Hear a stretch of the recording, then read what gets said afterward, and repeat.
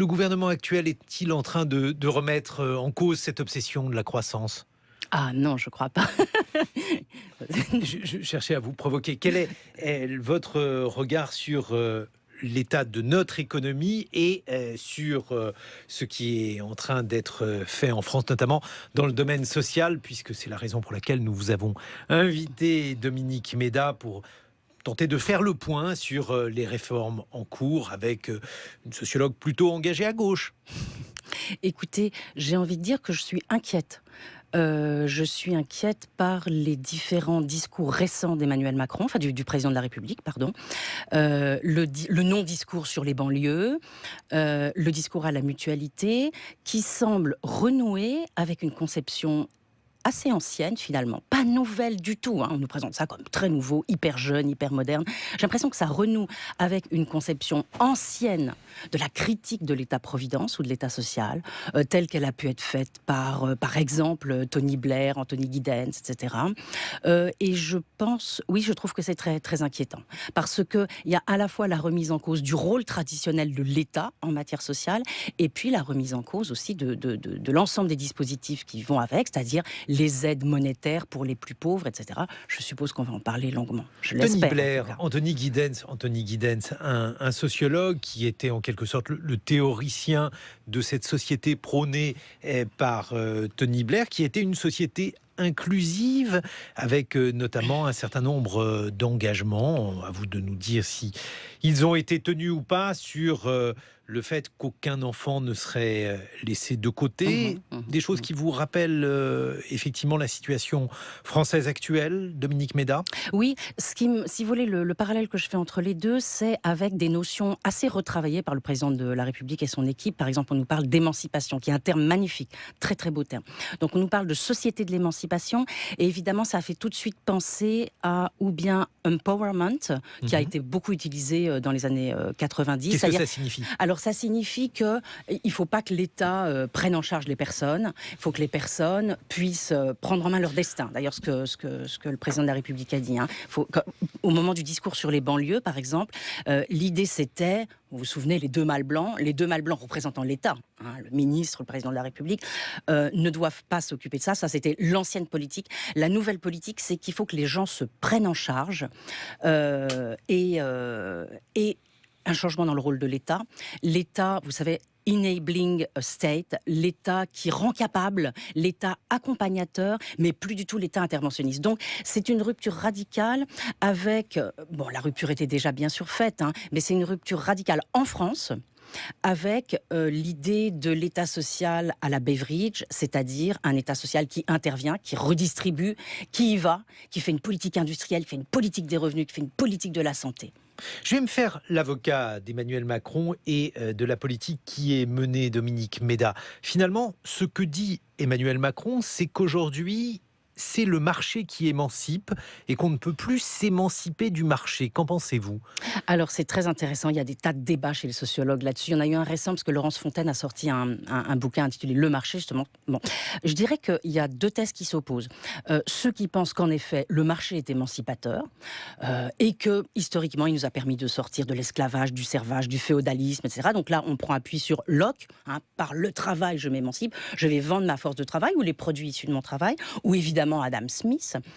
Ça, c'est la première thèse. De l'autre côté, il y a ceux qui disent « Mais non, le marché aliène, le marché détruit ». C'est par exemple Polanyi. Le marché détruit quand il n'est pas... Polanyi, il faut le présenter. Karl Polanyi, qui écrit en 1944 un ouvrage très important, La Grande Transformation, et qui montre que, en fait, le marché non régulé, ce qu'il appelle le marché autorégulateur, donc on laisse toute la place au marché, conduit à des catastrophes, conduit notamment au fascisme, au nazisme, et parce que les sociétés sont tellement déstabilisées, détruites, qu'elles essayent de se reconstruire, de s'inventer des protections.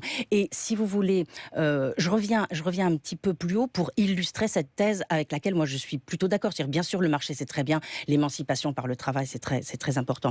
Mais souvenez-vous, enfin on n'était pas là, mais ou bien quand Turgot en 1776 décide d'abolir les corporations, il dit, voilà, hop, on éteint les corporations. C'est-à-dire ces structures qui encadraient la rémunération du travail et la qualité du travail.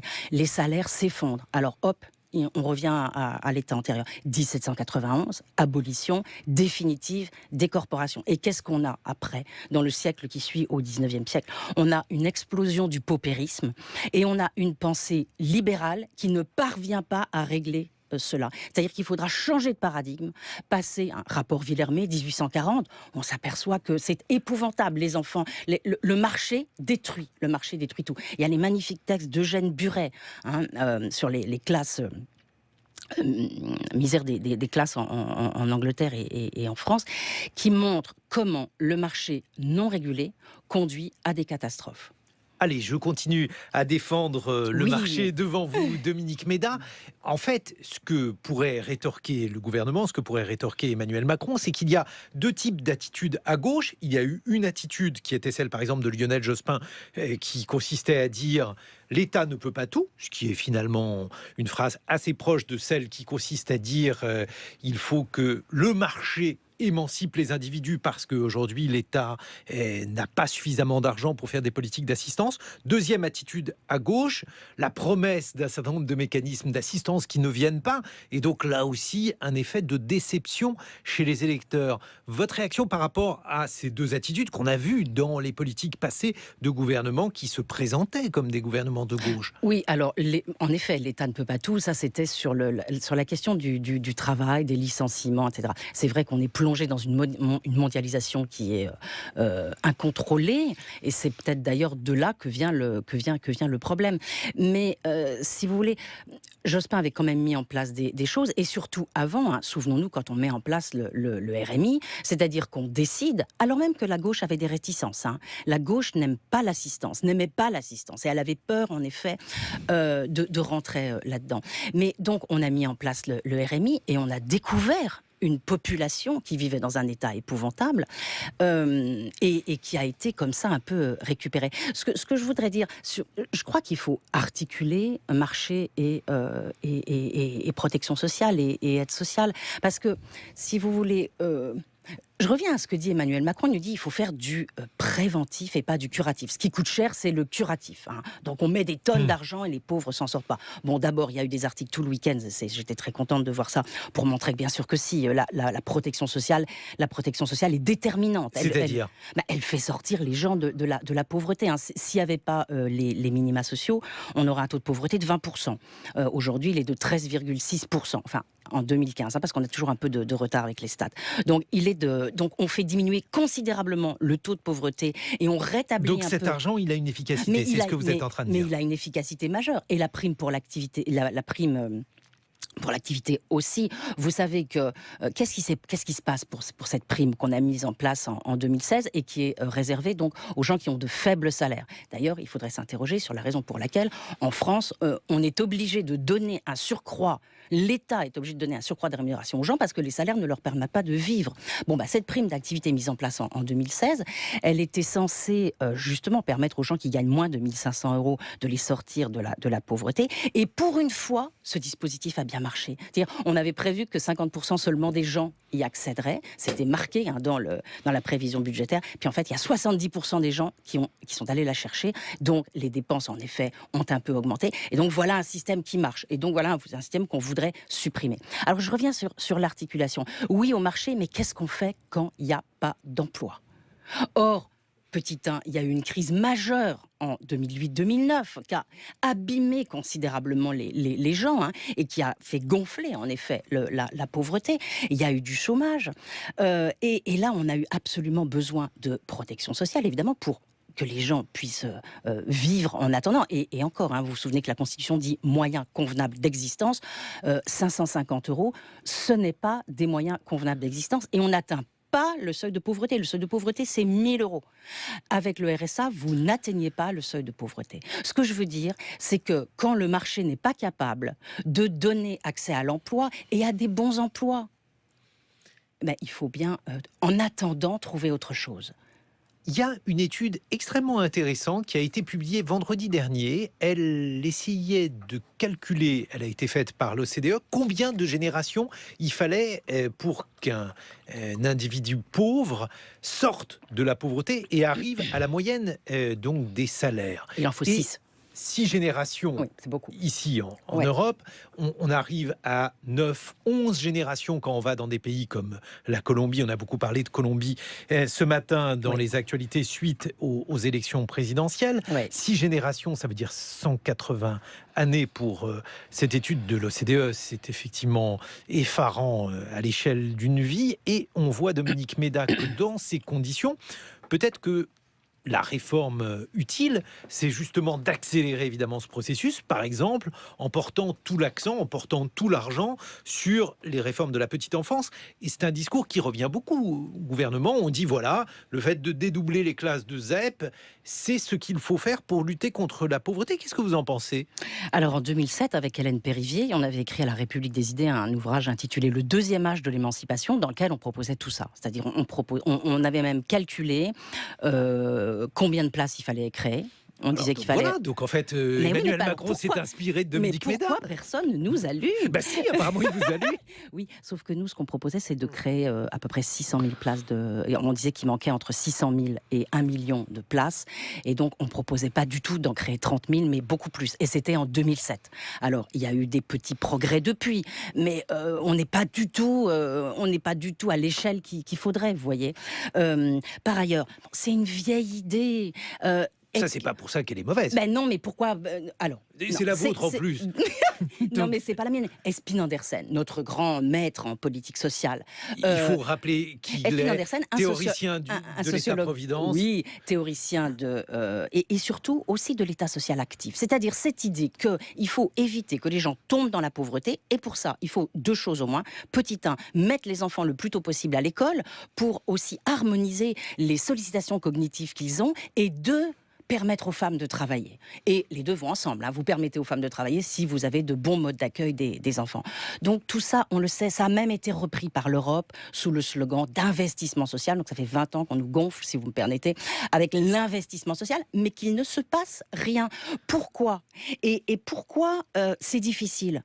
Quand Emmanuel Macron dit le curatif c'est trop cher, il faut faire du préventif. Ah oui, certes, mais on est obligé de faire les deux en même temps. C'est-à-dire, vous êtes obligé de faire du préventif avec les jeunes enfants de 3 ans pour qu'ils ne tombent pas dans la pauvreté, mais vous devez faire votre curatif. Voilà, votre curatif avec les handicapés, avec les pauvres d'aujourd'hui, etc. Donc vous ne pouvez pas faire l'un sans l'autre. Vous ne pouvez pas laisser tomber le curatif pour ne faire que du préventif. Vous devez faire les deux. Vous devez accompagner. Accompagner, ça coûte monstrueusement cher. Donc on doit mettre plus d'argent dans le social. Plus d'argent dans le social, c'est-à-dire que vous ne pouvez pas donc abandonner, c'est en tout cas ce que vous dites, le préventif, ni d'ailleurs essayer donc de mettre à plat, parce qu'en fait, ce qu'Emmanuel Macron dit, c'est qu'il faut mettre à plat ces mesures qui sont faites pour apporter assistance aux plus pauvres, qu'elles n'ont pas été suffisamment évaluées du point de vue de leur efficacité. Qu'est-ce que ça vous inspire ? Il y a eu un nombre de rapports invraisemblables et vous avez une batterie de chercheurs qui travaillent sur ces questions. Bon, donc le RSA, 11 milliards, une prestation maxi pour une personne seule de 550 €, ce qui est quand même pas grand-chose. Et si, je ne sais pas si Emmanuel Macron a été dans les endroits où les gens vont se présenter pour recevoir, enfin pour s'inscrire et pour demander le RSA. Moi, je l'ai fait de très nombreuses fois. J'ai fait énormément d'enquêtes avec des collègues là-dessus. Par exemple, alors dans d'autres départements, mais aussi à Paris, où ça se passe dans des espaces insertion. Donc vous recevez les gens viennent. Souvent, ils sont cassés. Ils sont abîmés par le chômage, par des années de chômage. Ils sont parfois très éloignés de l'emploi. Parfois, ils ont d'énormes problèmes de santé. Et surtout, on a assisté aux commissions, à commission qui traitent... Parce que, normalement, les gens, ils doivent, en effet, chercher du travail. Ils ne sont pas obligés, mais ils doivent chercher du travail. Et donc, vous avez des commissions qui regardent ça. Mais très souvent, les dossiers sont tellement compliqués, entremêlés, des femmes qui n'ont pas travaillé depuis je ne sais pas combien de temps, et qui, de toute façon... Il y a une étude qui a été faite, je fais un saut pour vous montrer. Vous vous souvenez qu'on a fait le RSA en 2009 parce qu'on considérait que le RMI, ça n'allait pas, ça n'incitait pas assez. Eh bien, ce RSA qu'on a fait en 2009 avait été précédé d'une enquête auprès de personnes, auprès des personnes, et on leur demandait pourquoi est-ce que vous retournez pas à l'emploi, hein, avec cette idée que ils le font un peu exprès, quoi. Ils sont paresseux et que le chômage est volontaire. Que disaient-ils ? Mais il y avait seulement seulement 1% des gens qui trouvaient que l'allocation n'était pas assez incitative. Tout le reste, c'était j'arrive pas à faire garder mes enfants, je suis malade, j'ai pas la formation qu'il faut, je suis trop éloignée, j'ai pas le permis. Donc c'est là-dessus qu'il fallait mettre. À mon avis, il fallait pas faire le RSA, fallait rester comme on était. Bien sûr, j'ai toujours dit ça, mais il fallait mettre le paquet. Je suis contente que le président le dise maintenant sur l'accompagnement. Merci Dominique Méda de nous avoir donné votre premier sentiment sur ces réformes en cours.